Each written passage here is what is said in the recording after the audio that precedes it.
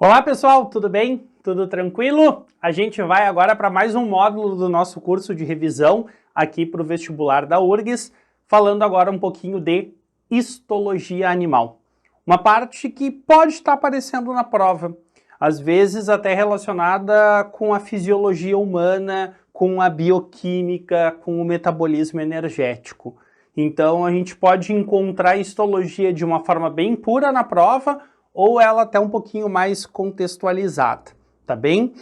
E eu te chamo a atenção que normalmente são questões bem elaboradas aí, como tu vai poder observar no nosso material, certo? Então organiza o teu canto de estudos aí, organiza todo o teu material, pega aquela aguinha, o teu mate, o teu café, o teu ha-ha-ha, e depois da vinheta, vem comigo e vamos tocar-lhe ficha.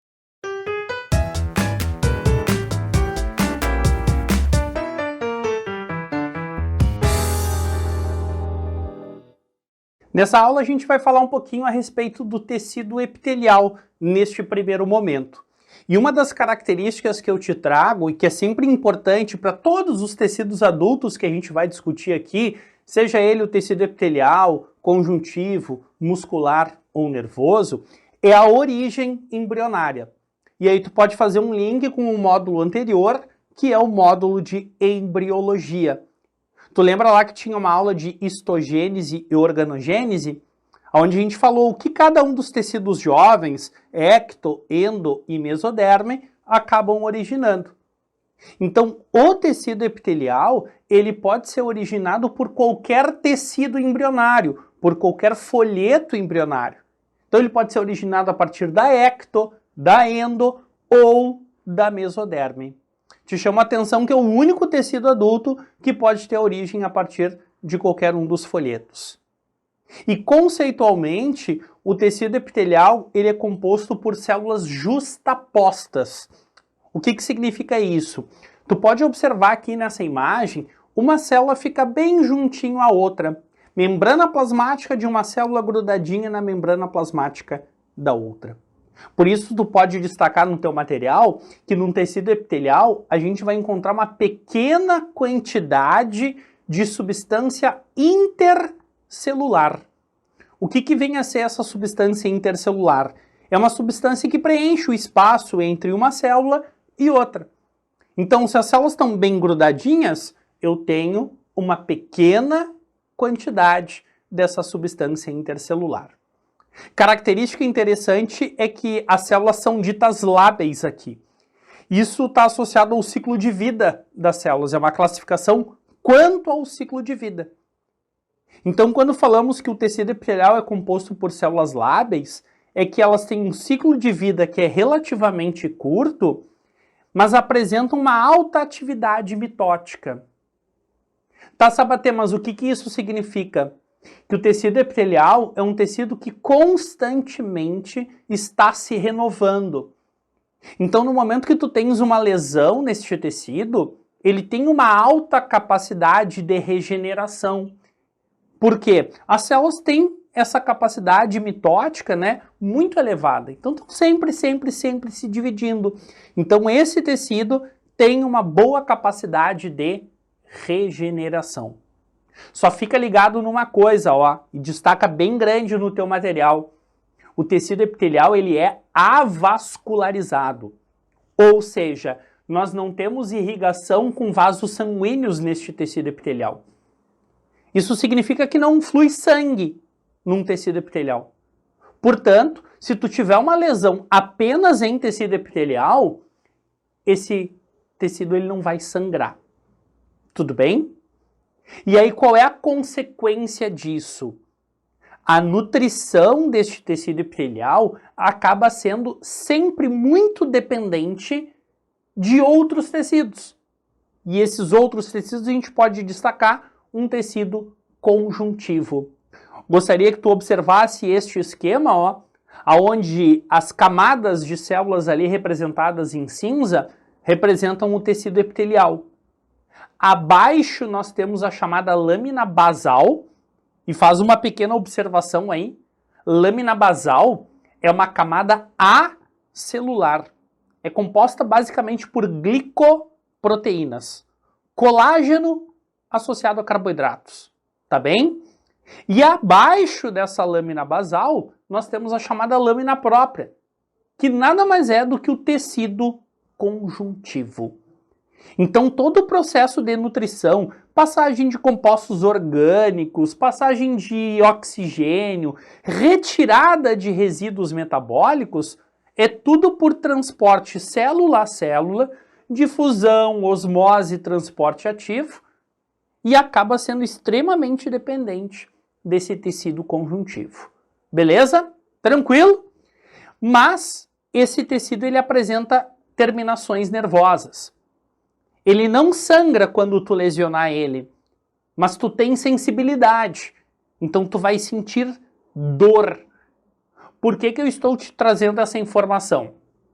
Nós temos dois tecidos no nosso organismo que não são vascularizados, que é o tecido epitelial e o tecido conjuntivo cartilaginoso. Então estes dois tecidos, quando tu tiver uma lesão neles, não sangra. Mas tem uma diferença. O epitelial tem terminações nervosas, então tu vai sentir dor.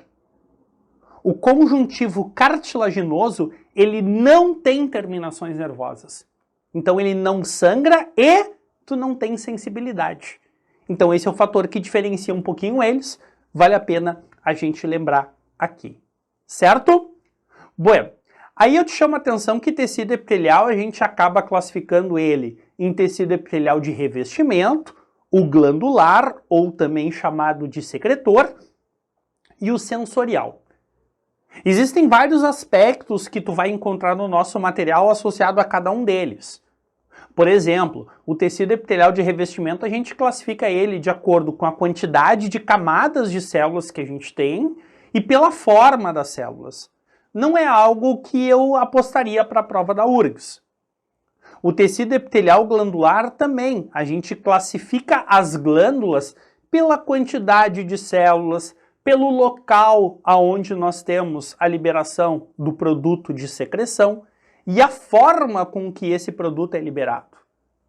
E ainda nós temos o tecido epitelial sensorial, que está associado à formação das células sensitivas, as células que têm a capacidade de receber estímulos diretamente do ambiente.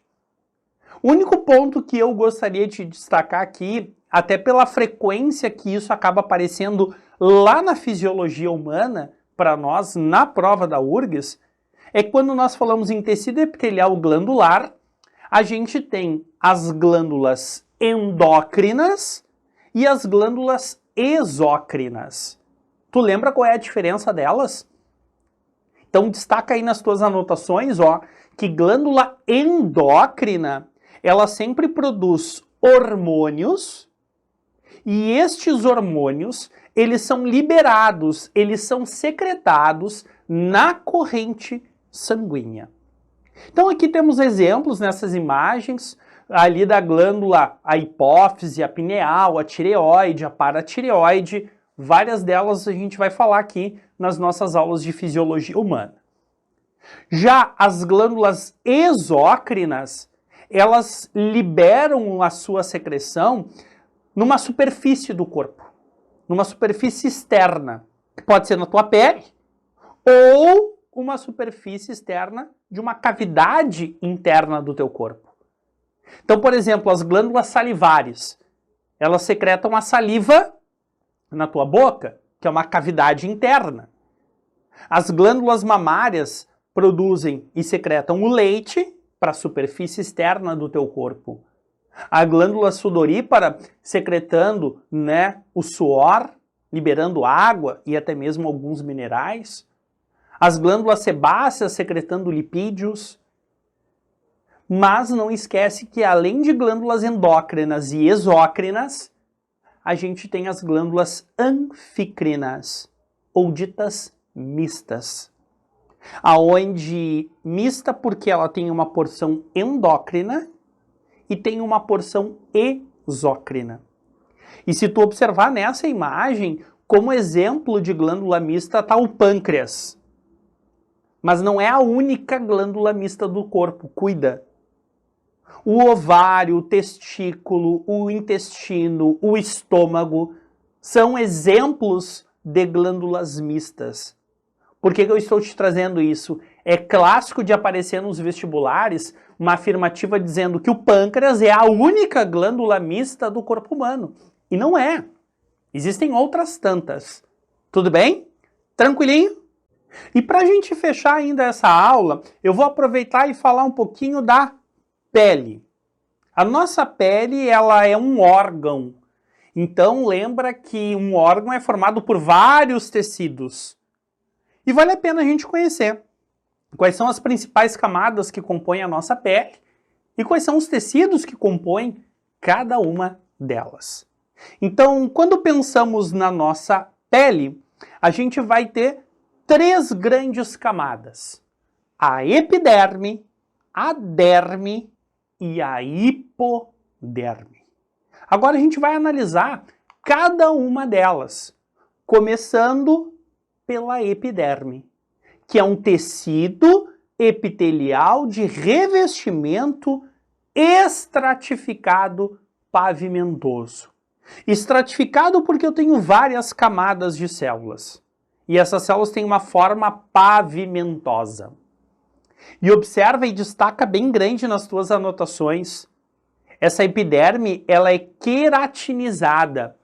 Ou seja, nós temos um depósito de queratina, que é uma proteína estrutural, é uma proteína impermeabilizante na nossa pele. É justamente por isso que nós não conseguimos respirar pela pele. A nossa pele é dita impermeável. E por que que ela é impermeável? Porque ela é queratinizada. Isso na evolução dos vertebrados é algo extremamente importante para aquela conquista definitiva do ambiente terrestre.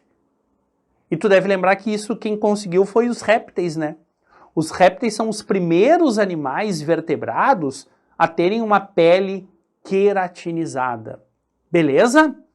Bom, e aí nós temos várias células que compõem a epiderme, que é essa camada mais externa da tua pele, que está em contato aí com o ambiente.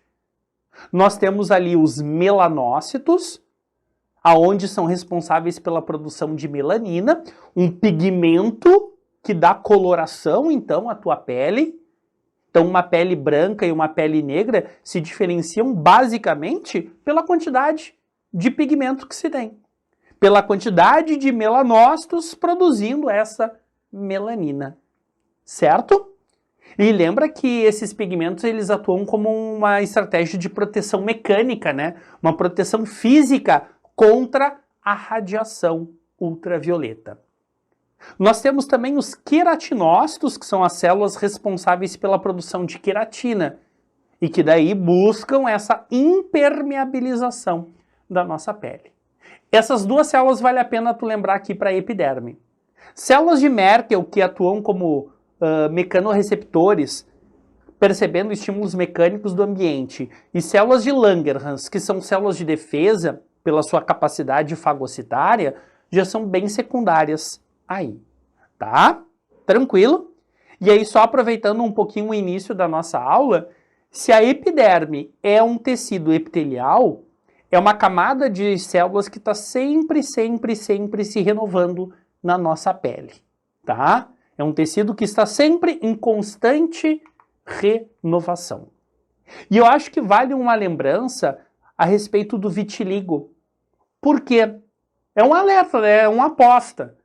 A gente aí no período de pandemia viu se falar muito de vários medicamentos sendo utilizados para tratamento ou de forma preventiva para Covid. E alguns desses medicamentos são utilizados no tratamento para vitiligo. E o que é esse vitiligo? Vitiligo é uma doença autoimune que promove a destruição de melanócitos. E se a gente tem a destruição de melanócitos, a gente não tem a pigmentação da pele. Bota no YouTube aí, procura vitiligo e olha as imagens. E olha as imagens, no YouTube não, né? No Google, perdão. Mas tu vai perceber a pele com algumas regiões sem pigmentação, mas manchas esbranquiçadas. E por quê? Os melanócitos foram destruídos. E no momento que a gente tem a destruição desses melanócitos, a gente perde a proteção física, uma proteção mecânica contra a ação da radiação. Beleza? Por isso, quem tem vitiligo tem que ter muito cuidado com a pele. Buscar uma proteção realmente à exposição ao sol. Bueno, a segunda camada que nós temos na nossa pele é a derme, que ela é responsável pela nutrição da epiderme. Lembra, a epiderme é tecido epitelial, então ela não tem vascularização. Logo, é dependente de um tecido conjuntivo. E um tecido conjuntivo vai compor a derme. Essa derme, a gente tem um tecido conjuntivo propriamente dito na sua composição.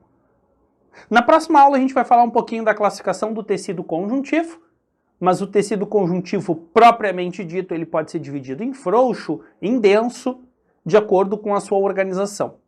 Mas, tradicionalmente na prova aqui aparece simplesmente tecido conjuntivo propriamente dito nessa composição da derme.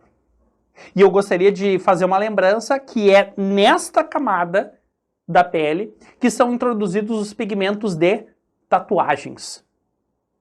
Fernando, não é na epiderme, na mais externa? Não, porque é uma camada que está sempre se renovando. Então os traços da tatuagem se perderiam rapidamente. A derme, que é um tecido conjuntivo, não se renova com tanta frequência e com tanta facilidade. Então os pigmentos, são preservados por mais tempo aqui nesta camada da tua pele. Tá ok? E eu gostaria de uma atenção especial para a terceira camada da pele, que é a mais interna de todas, que é a hipoderme. A hipoderme é composta basicamente por tecido conjuntivo adiposo. Logo, nós temos um armazenamento de lipídios aqui. E qual é o grande benefício que nós temos com este armazenamento de lipídios? Uma grande reserva energética e também busca um isolamento térmico para o nosso organismo. Os lipídios eles atuam como isolamento, no isolamento térmico, em função do seu metabolismo energético e das suas propriedades químicas. Quando degradamos lipídios, liberamos muita energia e muito calor. Então, a partir dessa liberação de calor ou a retenção de calor, a gente consegue buscar um controle térmico do nosso corpo. E isso é uma das grandes adaptações que nós temos em aves e mamíferos, porque esta camada da pele ela é exclusiva de aves e mamíferos. E só para a gente fechar aqui, a gente vai trabalhar um pouquinho as queimaduras. Tu já deve ter ouvido falar em queimadura de primeiro, de segundo, de terceiro grau. E tu sabe qual é a diferença? Quando nós falamos de queimaduras, elas podem ser causadas por diferentes fatores. Então pode ser uma queimadura térmica, pode ser ela química, pode ser elétrica, pode ser radioativa, enfim. Tem vários agentes causadores dessas queimaduras. E aí a gente vai classificar elas de acordo com o nível de lesão. E a lesão, quando é dita de primeiro grau, é porque foi apenas na epiderme, ou seja, apenas na camada mais superficial da tua pele. Agora, quando falamos em uma queimadura de segundo grau, é uma queimadura que afetou a epiderme e a derme, ou seja, as duas camadas da tua pele. E uma queimadura de terceiro grau, ela já é mais profunda, porque ela promoveu lesão na pele, e aí pega todas as camadas da tua pele, nos músculos e ossos. Então, aqui a gente tem uma lesão com um nível de profundidade ainda maior. Beleza? Tranquilo? Bom, então nessa aula a gente falou um pouquinho sobre tecido epitelial e a nossa pele. E essa questãozinha final das queimaduras, eu coloquei fazendo uma referência talvez ao que possa parecer associado às queimadas no Pantanal, né? A gente vem pelo segundo ano consecutivo aí com queimadas no bioma do Pantanal, com a sua degradação, grande mortalidade de espécies, de animais e outros tantos seres vivos. Então, quem sabe poderia ser um gatilho aí para aparecer em uma questão. Então, por um descargo, vale a gente lembrar um pouquinho deste tópico. Beleza? Espero ter te ajudado, espero que tu tenha gostado dessa primeira aula do nosso módulo de histologia animal. Te desejo um bom estudo aí, um bom descanso e eu te espero na nossa próxima aula para falar um pouquinho dos tecidos conjuntivos. Tá certo? Tchau, tchau!